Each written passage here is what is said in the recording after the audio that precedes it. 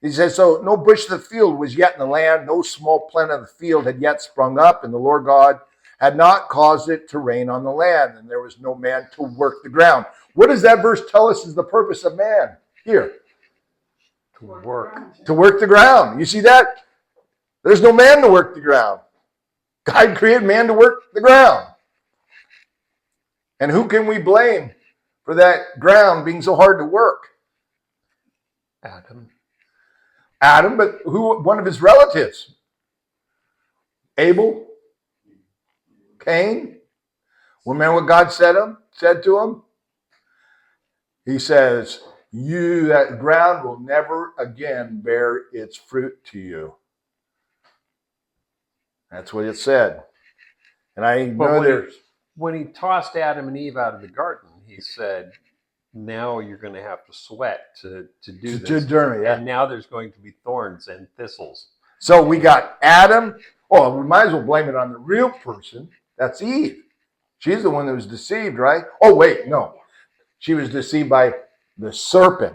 So we blame it on the serpent? Or do we acknowledge that this was God's plan so that, like Hebrews say, we were all turned over to sin so that we all have the opportunity to become a child of God? I think it was God's plan. Those were his instruments.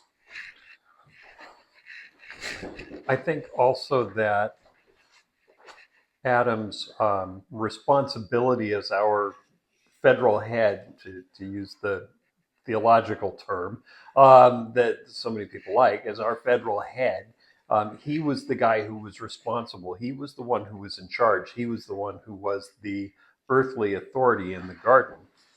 So when God delegated authority, so when Eve ate of the fruit,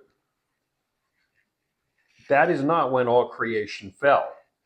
When Adam ate the fruit, that was when everything fell. Oh, so it wasn't because she was deceived. It was because Adam listened to his wife. And men should not do that. That's not a negative against women. For when my wife asked me to clean the house or clean something or fix something, I want to do that. But the point was, Adam was put in dominion.